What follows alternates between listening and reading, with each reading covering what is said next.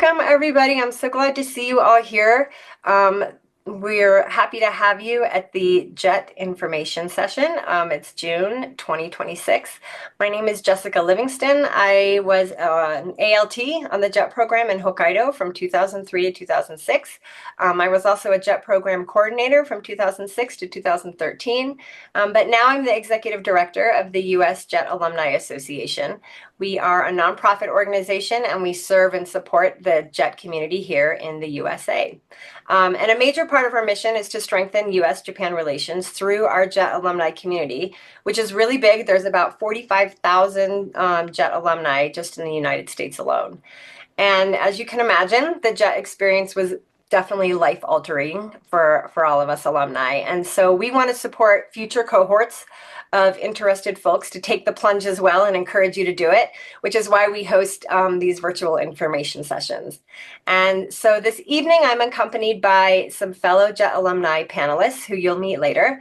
Devon, who is one of 3 JET program coordinators who oversees the program at the Embassy of Japan in Washington, D.C., and Valerie Stewart, who is vice chair of the JET Alumni Association International, who will be your panel moderator this evening. And so because we have so many aspiring JETs joining us this evening, we've also called in some backup. So we have a few more JET alumni and JET program coordinators joining us as well, and they're going to help host some of the Q&A breakout rooms. And so we're really very thankful to have them joining us this evening. And I think, our entire panel of speakers is really what makes this this information session kind of impactful and just personal and informative for all of you. So I want to thank all of our JET alums that are joining us tonight. So just to give you an idea, tonight's program is going to start off with a brief presentation from our very dedicated JET program coordinator, Devon, in Washington, D.C. And then we're going to move into the panel talk, which is going to be led by Valerie. And after that, we're going to have breakout rooms. So you guys all have the opportunity to get as many of your questions answered as possible.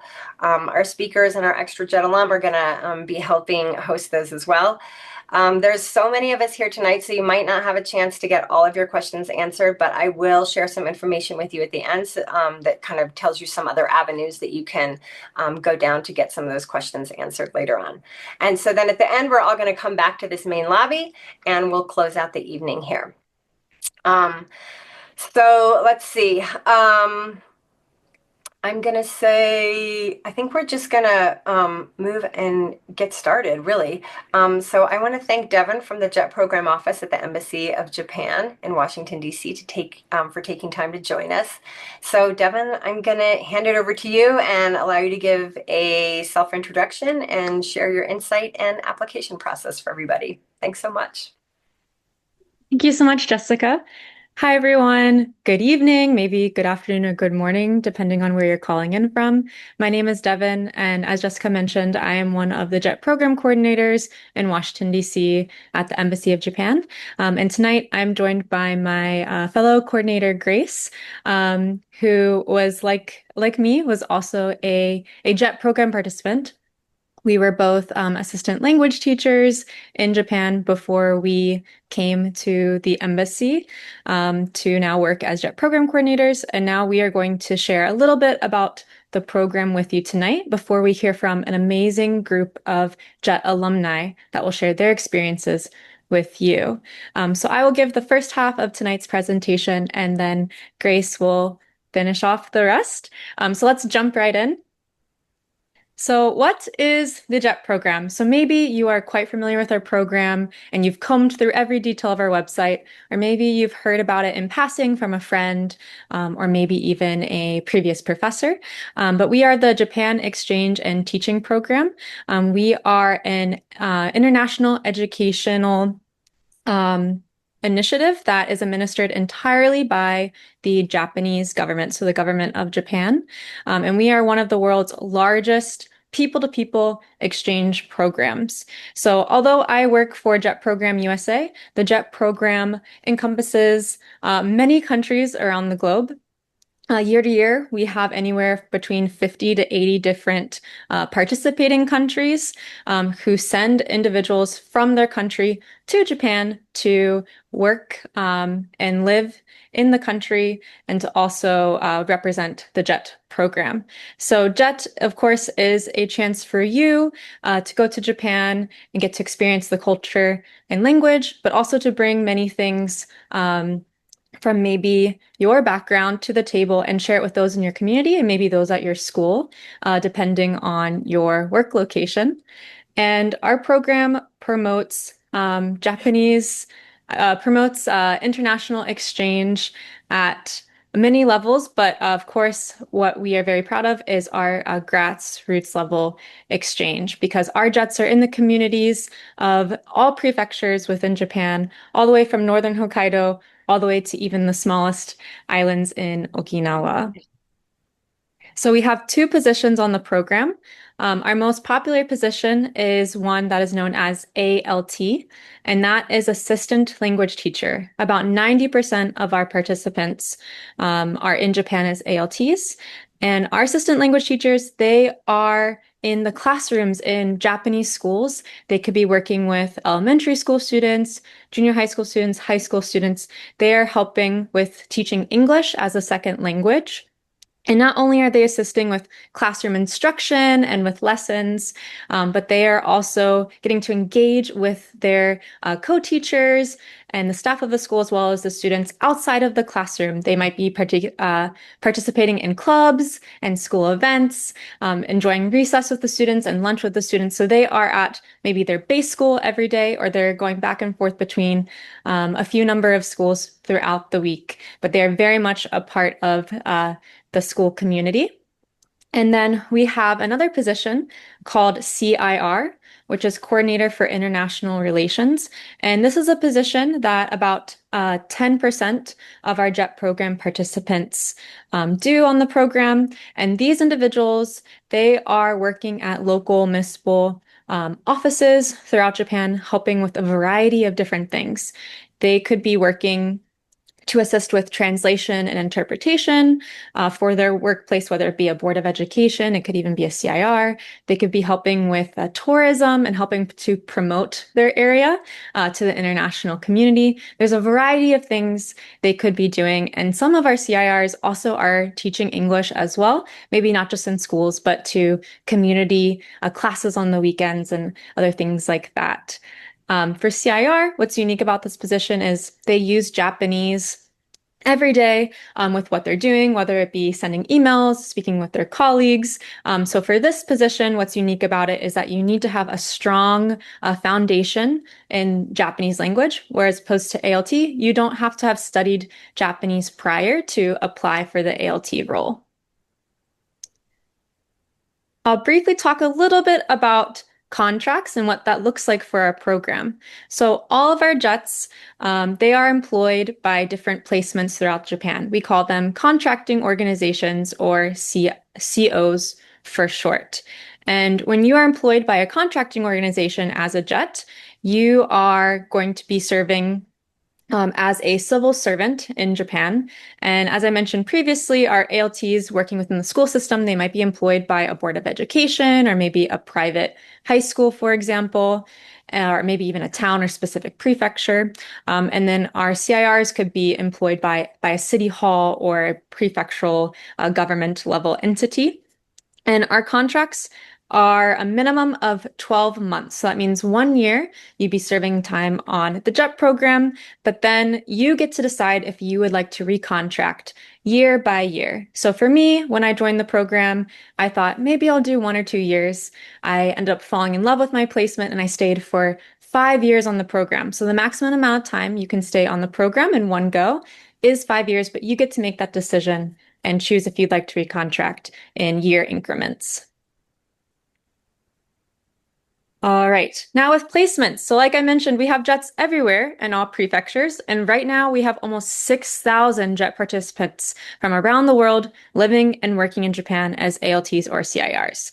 For a lot of our jets, they are placed in smaller cities or towns, but we do have jets that are placed in large urban areas like Tokyo or Kyoto or Osaka, what's really nice about the JET program is on your application, you get to request up to 3 locations. We can't guarantee that you'll get the city or the prefecture or the region that you are maybe hoping to be placed in, but we do our best to match you with your preferences that you indicate. And I will say a lot of our Jets, they are so extremely excited when they get to Japan and they end up falling in love with their placement, even if it might not look like exactly what they've envisioned. But we have a variety of Jets who are doing so many different things in their community. They're having so many different experiences in Japan. And of course, you're going to be hearing from alumni to hear about their placements as well, whether if they were in urban areas or rural areas. But the JET experience can look a little bit different. And so we encourage you as you are filling out your application to look a little bit more into the different prefectures of Japan to get an idea of where you might want to be placed. All right, so now I will quickly turn things over to my colleague, Grace. All right, hello everyone. I hope you can all hear me. I will be taking off from here and I will go over the eligibility criteria for being eligible for the JET program. So first and foremost, for JET USA specifically, you need to hold US citizenship. As Devon mentioned, there are many other countries that do the JET program, but we run JET USA here. And so as a result of various visa processes that we do here, you do need to have US citizenship. Additionally, you do need to have a bachelor's degree by June 2027. And the reason for that is also tied to the Japan work visa process. So if, for example, you are going to be a university senior in the fall and you will be obtaining your bachelor's degree by the following summer, you are more than welcome to apply for the JET program this fall as well. Another one is to not have participated on the JET program since 2024. You cannot have participated on the JET program in the past few years. Finally, excellent written and verbal English skills. Of course, this will be very helpful in the classroom, but generally, as a JET program participant for JET USA and overall, excellent written and verbal English skills is a must. For CIR specifically, you will be working primarily in Japanese, so CIR applicants must have strong Japanese skills.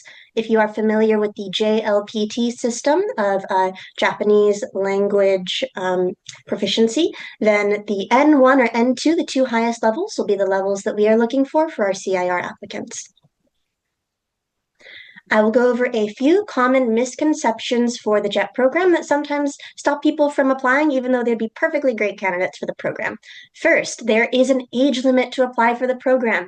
No, that is false. There is not an age limit for applicants. We welcome people of, up to a pretty high age. There's no age limit for the applicants, so you are more than welcome to apply. Not just college students here. Need a degree in teaching English or Japanese. That is not the case. All academic backgrounds are welcome. You do not need a specific major or degree. And that's one of the reasons why our alumni community is so very diverse in the fields they go to as well. Placement preferences can impact your chances. That is false. The JET program reviews placement preferences after candidates are accepted. So placements do not influence your chances. So if you do have a particular place you want to go, but you don't want to seem picky on your application, don't say, oh, no preference. You are more than welcome to write down what that preference is. So what does JET look for in its applicants? So, JET recruits from a variety of cultural, personal, and academic backgrounds. Some particularly relevant experiences that you will want to write about in your application are teaching and tutoring experience, especially for those who are applying for the ALT position, and involvement in Japanese or international cultural activities. Additionally, work or volunteer experience is something that we would like to see as well. And I would say one big one for sure is personality and attitude. As Devon explained in the beginning, JET is a people-to-people grassroots exchange program, so personality and attitude are definitely key. But what personality and attitude are we looking for? So here are a few qualities of what makes a JET, a successful candidate for the JET program. Adaptability, patience, flexibility, and having a positive attitude and a sense of humor can all really help you on the JET program, because moving to a new country or starting a new job can be very difficult, and can definitely be a big challenge. And especially if it's not in a language that you are necessarily fluent in, right? It can definitely be a big adjustment. And so these qualities of adaptability, patience, and flexibility will really take you a long way. Having qualities such as creativity, being able to take initiative, and having a passion for education and cross-cultural exchange will really help you in both the ALT and the CIR roles as well, either in the classroom or organizing international exchange events in your community. And finally, a genuine interest in Japan and Japanese culture is critical for the JET program. You will be moving to Japan, and so we would really hope that that is something that you are passionate about. When we look at applicants, we want to see why it is that they are interested in JET specifically. Some general helpful application tips. Read instructions carefully. It is a bit of a long application process, so we really want you to read it through thoroughly because we don't want you to miss anything. There's a few various documents that you will have to scan and upload, so please ensure that all of your scans are clear and legible. Answer all the questions as directed and list all experiences that are relevant on the application form. One really important element of the application is the essay. You will have the opportunity to showcase why you're interested in the JET program in a personal statement essay. So make sure that you proofread that essay, but also your application in its entirety. We do take a look at the entire application and want to make sure that it's looking good. Please submit your application well before the deadline, if at all possible, because this allows our office, if possible, we can sometimes take a look at your application before, if you've submitted it early, and let you know if there's anything that you still need to submit or something's missing. Please upload all supplementary documents that are relevant as well. Just overall, don't forget those required documents. There's a fair few of them you'll have to submit, and make sure you submit it all by the application deadline, or your application will not be reviewed.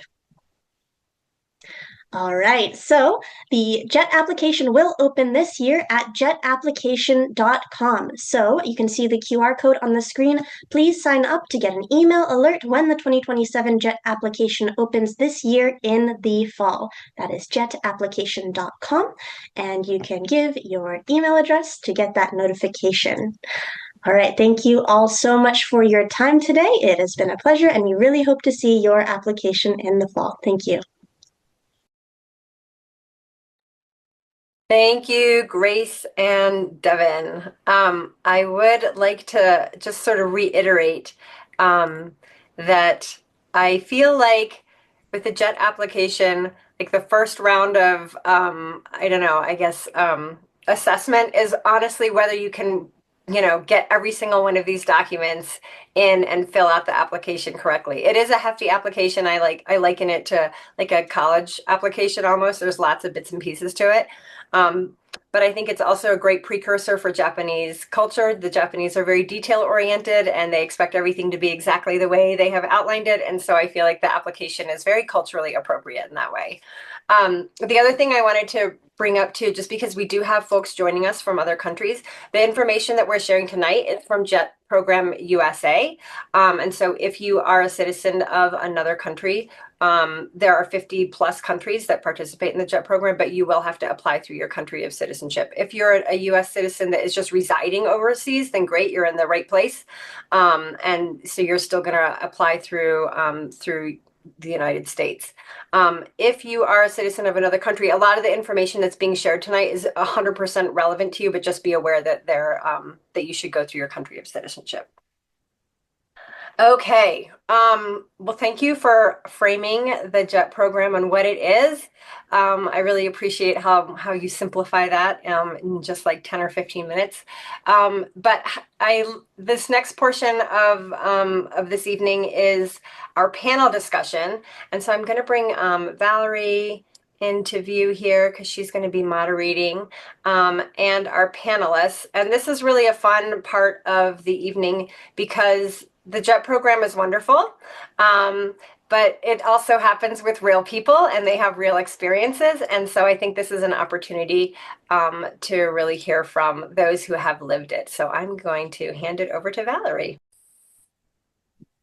Hi, so good evening, everyone. My name is Valerie Stewart. I'm currently Vice Chair of JET International, and I was an ALT in Saga Prefecture from 99 to 2002, and I'll be your moderator tonight.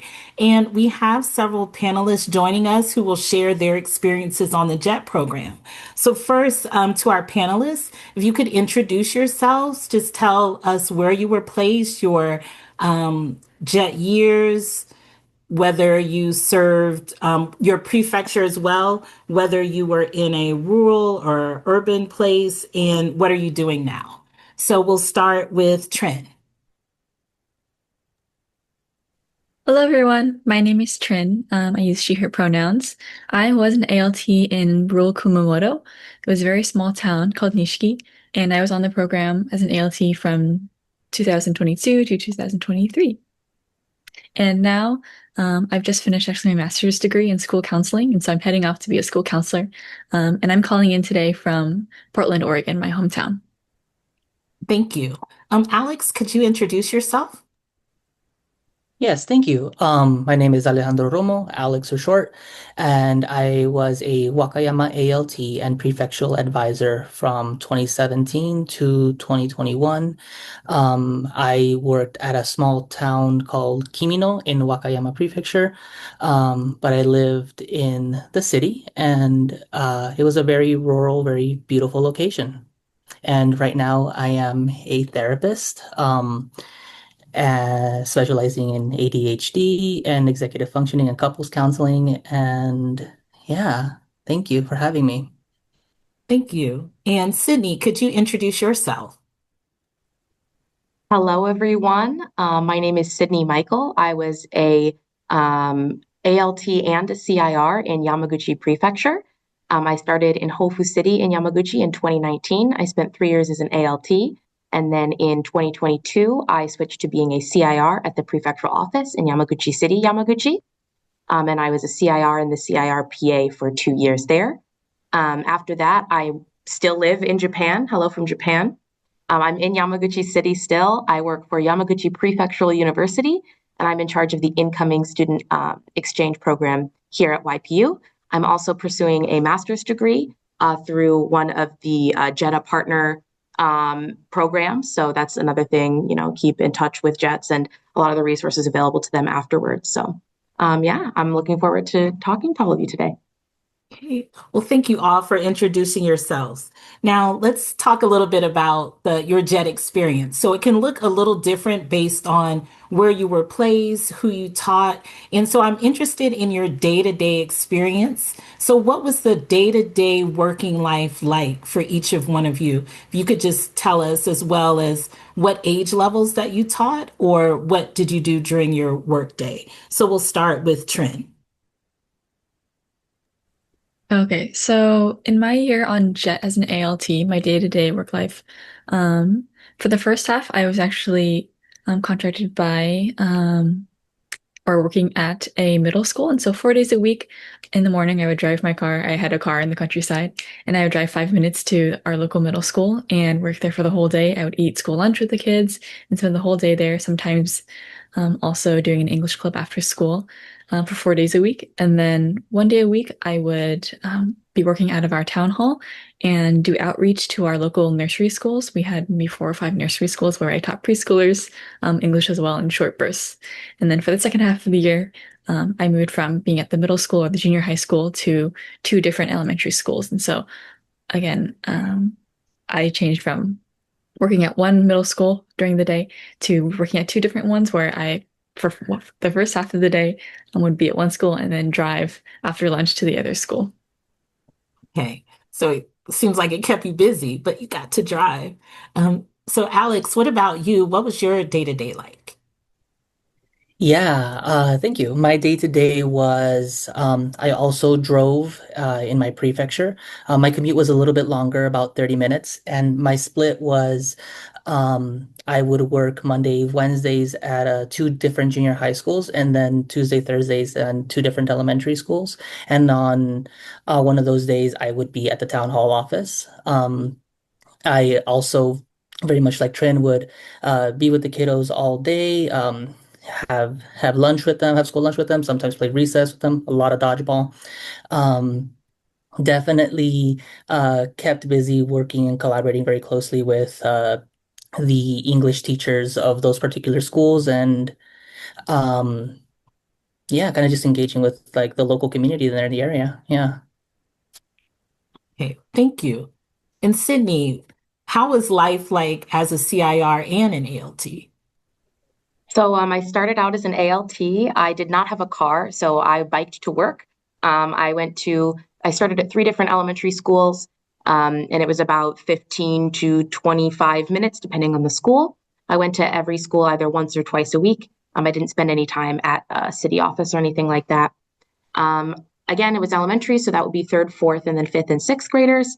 And I usually had like 4 or 5 classes a day, and I would eat lunch with the students. And for the extra period, sometimes I would go into the first and second grade classrooms. They didn't actually have like a structured English class, but we would do fun English activities. Like, if there was a Halloween or something was happening, I would like talk about Halloween and we would all draw jack-o'-lanterns or something like that. Then in 2022, I transitioned to being a CIR at the prefectural office. So I worked in the big government building in Yamaguchi City. There's like 15 floors. So I could have biked to work, but I lived right next to a river, so I liked to walk to work, which took me about 40 minutes, but it was a great walk. And then at the prefectural office, it really depended on the day. So a lot of what I was asked to do was I worked in the international division, but all of the divisions in the prefectural office could ask for English interpretation or translation if they were working with overseas partners or if they had any documents they wanted translated. So I would get those, and then usually within like 2 weeks, I would have to deliver the translation so I could sort of work at my pace within 2 weeks to get that in. I also did school visits. So anywhere or any type of visit, anywhere in the prefecture could request that a CIR, we had 5 different CIRs from 5 different countries, go and talk about just in general, talk about the United States, but different groups would ask for different things. Sometimes, a local women's group would be like, can you talk about, being a woman in the United States? I had people, ask, hey, how about business English? Can you talk a little bit about how English is used in a workplace and stuff like that? But I would have anywhere of 1 on a low month to maybe 8 or 9 on a high month of school visits. But again, that fluctuated based on requests from throughout the prefecture. I also did interpretation. So when there were big events in Yamaguchi, we became sister states. So I interpreted during the ceremony.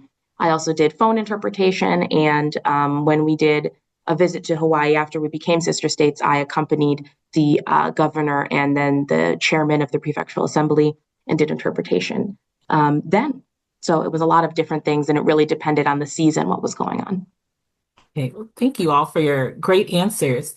So next question, what was your non-working life like on JET? Were there any activities that you were involved in? How were you connected to the community? So we'll start with Sydney. So I love joining things and doing activities. So towards the end of my CIR time, I joined the prefectural choir. I started learning ikebana, which is Japanese flower arranging. I did some volunteer work with local groups. I made friends with Japanese people in my office, and I also became really good friends with the other JETs in my city. So especially as an ALT, one of my friends would come over to my house every week on Tuesday, and we had like movie nights. So every Tuesday at my house, it was a thing. And we watched several series and different movies and stuff together. So both getting involved in like community groups and becoming a part of, the Japanese environment, and then also, making friends with other JETs and things in my area. I also started doing little segments on the local TV station, which I've continued doing since I still live here in Yamaguchi City, but they just go, oh, in America, what's this sort of thing like? We're doing this in Japan. And then oh, that's very cool. We don't have an event like that in America. Or, oh, we actually do this thing too. So I also did that, but I just like talking and meeting different people. So I got really involved. Yeah, I love that. Alex, how was your non-jet working life like? Yeah, my non working jet life first began with studying a lot of Japanese. I didn't arrive with much language ability. So my first year was a lot of interjet sort of, friendships, just hanging out with the local jets and spending some time traveling up to Osaka. Um, but as my Japanese improved and I grew a little bit more courage, I began volunteering and participating in events just like Sydney. I also picked up Ikebana, and got really good at it. And being that I'm from Arizona, a lot of my local friends from Kimino were very keen on teaching me what water looks like. So they taught me how to fish, and I got a chance to kind of participate a little bit into that and a little bit of Kendo. I was very enthusiastic to being able to participate in cultural events, such as sort of around the world in 60 minutes, those little kind of things, just kind of traveling around, sharing little unique parts of the United States, and that was always super exciting. Beyond that, I got really into doing other outdoor things such as bouldering, rock climbing, and a lot of swimming. Everything in Wakayama was within 20 minutes. So I got a lot of time to be outside, and it was really great being around my local friends. Thank you. Trent, how did you spend your time? So I guess outside of work, my social life was a little bit quieter. I'm quite an introvert, but I did take a lot of time to myself to do some solo traveling around Japan, and found some cheaper tickets, especially coming out of like Kagoshima Airport. And depending on the airport, I would like look for all the budget um, tickets. And so I did lots of solo traveling as well around Kyushu because I had a car. And so I thought instead of just flying to Tokyo or to big cities, I would explore smaller places around Kyushu as well. And I think because I'm Asian presenting, or Japanese presenting as well, I was able to grow close with a lot of my work colleagues and other Japanese friends as well. And so we've talked a lot about other Jet friends, but I found some great relationships too in meeting with other Japanese people around town. Yeah, I love that. I got close to one of my jet teachers. I even played my flute at her wedding reception. So that was fun.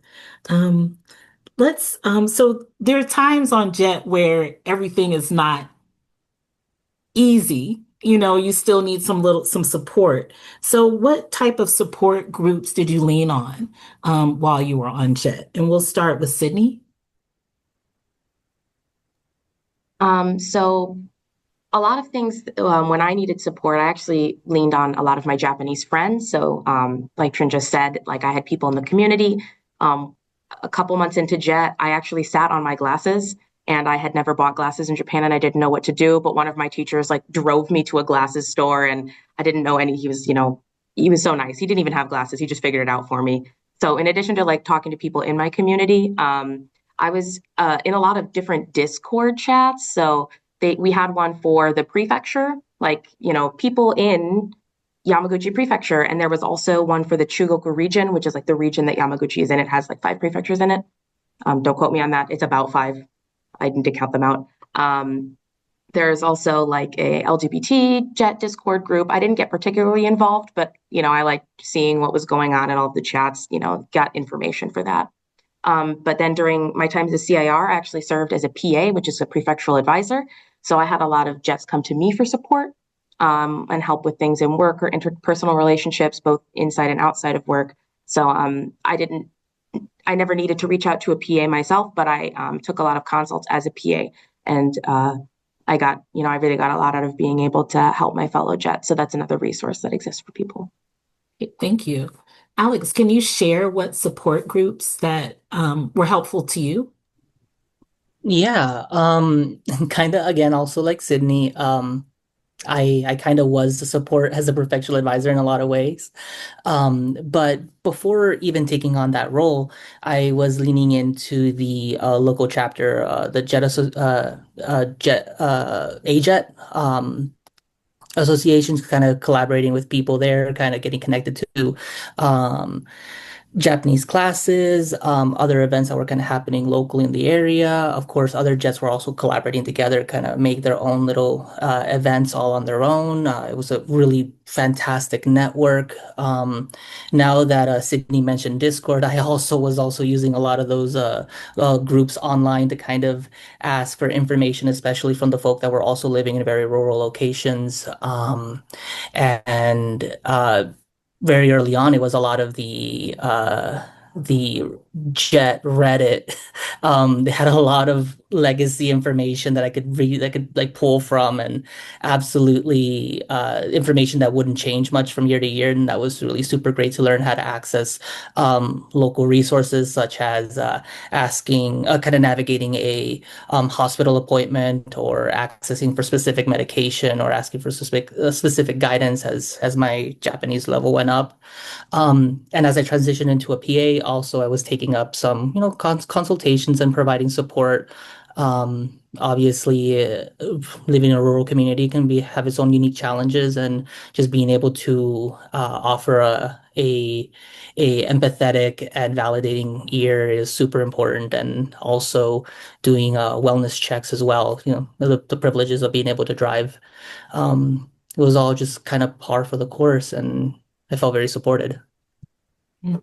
And I agree. AJET is a good resource. I connected with them at orientation, and I was heavily involved at that time. I want to say, because I was on Jet a long time ago, it was the Black Jet support group and then the Christian support group. So, like, I even connected with the local church, and so they were really helpful to me during my time.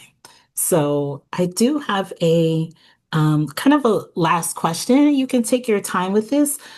What advice would you give to someone applying for the JET program? And we'll start with Alex. Ooh, what advice would I give?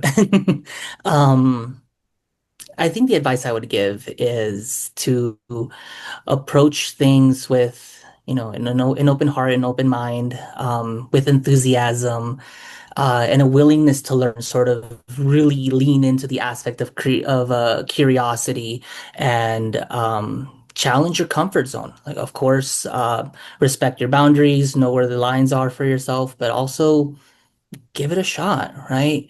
Um, Definitely might encourage arriving with more Japanese than I did. Um, but otherwise, yeah, definitely leaning into that spirit of a learner is the advice that I would give. Thank you. Trinh, what advice would you give to someone applying for the program? I think to echo what Alejandro said, an open mind is definitely like number one on that as well. And as someone who did come in with a little bit of Japanese and I studied it in college, that cultural humility is also very important too. Even if you think that you know Japanese really well, living in the country for the first time will really humble you more than anything. And having a bucket list of things to do. And so I think it's tempting to want to settle in that first month or those first maybe however many months that you're in Japan. But I only stayed for a year, and I really wish that I got out there and started traveling even more than I did. And used up all my yen before I left. So having a bucket list and really traveling and doing a lot with your time there is what I would recommend. Thank you. Sydney, what about you? So I'm thinking specifically about people who are thinking about applying for JET. I know before I applied, I had heard about JET and I thought, well, what can I do to make myself a perfect applicant? I have to do these things. I have to make sure I get some, teaching experience in university. I got a TESOL certificate before I left so that I could be the perfect ALT. And I think one thing that I would stress to people who want to apply is there is no perfect applicant. There is no like, this is the perfect person. What is it about you that you think would make you a good candidate for JET? What is it that you want to bring? What is it that you want to do while you're in Japan? Because I know people that have had amazing jet experiences that are in completely different, circles doing completely different things. And probably person A would not be enjoying what person B is doing, and person B would probably not enjoy what person A is doing. But people are all different. So don't try and fit yourself into a box to be perfect for something. Really say, this is what I think I could do, and this is what I could do, and where I could thrive, and make the most of those experiences. Like both Alex and Trinh have said, being open-minded, but also knowing yourself in that way. Thank you all so much. And if I had to give one piece of advice, I would even say kind of know Jet was the place where you kind of start to learn who you are, but kind of go in it with some goals at the end. Like you're doing this program, but then what next? So don't forget about those goals. And then when you think about you're applying, it all goes together. But I thank you all so much for sharing your wisdom and knowledge and your experiences. And I hope you all took a little piece of that, and we'll turn it over to Jessica to talk about our next part tonight. Great. Thank you so much. I love this part of our info sessions because I feel like every jet has sort of the same experience, and that we can all really, you go through the jet experience and you kind of come out the other end and you're part of this jet family, because every single one of us knows what the school bell sounds like across Japan, because it's the same in every single school. We all know what a school lunch tastes like because we've all eaten them. So we know what the hallways look like. So there's this real kind of sense of shared experience, but at the same time, each of us have a really kind of personal relationship with our own respective jet placements and our jet towns. And so going back to something that Devon and Grace brought up, you do have an opportunity to write where you want to go on your jet program application. But I think pretty much every jet alumni out there can tell you that it has nothing to do with the longitude and latitude, your jet experience. It has to do with the community that you connect with while you're there.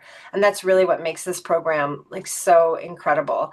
And for those of you out there that have studied Japan or spent time in Japan before, considering the jet program, I'm also one of those people. I had lived in Japan for 5 years, 5 or 6 years before going on the jet program. And my experience on the jet program was so sort of deep in me in such a different way, because it was so immersive in such a different way. So even if you've been there on a study abroad program, or maybe you've been there with US military, or just some other reason, your experience that you get on the jet program is just going to be so much deeper and so much richer because of that immersive experience. But that can also lead to another point that I wanted to bring up and was talked about, sort of touched on a little bit with our panel too, is the rural versus urban experience, which can be really different. I like to say, if you're in a rural area, you kind of have no privacy, right? Everybody knows everything about you all the time because you're the most exciting thing that has happened to that town, since the previous jet that was there. And so, there's a lot of curiosity and a lot of interest in what you're doing. But at the same time, it's pretty much impossible to be, to be on your own, because people are always reaching out to you. And so there can be a really nice sense of community in that. If you're living in a big city, you have a lot of the amenities that maybe those of us in rural placements didn't really get. And you have a lot kind of a different level of connectivity, but it's also a lot easier to be anonymous in a big city too. And so you might have to work a little bit harder sort of to establish yourself in your community. But, all is to say that the experiences that you get on jet are just so wide. So you're really connected to all the other jets that are out there because you're sharing this very personal experience, but your experience is going to be really personal to you too. And I think that came across in the panel with Alejandro and Sydney and Trinh. So thank you, Valerie, for leading that discussion.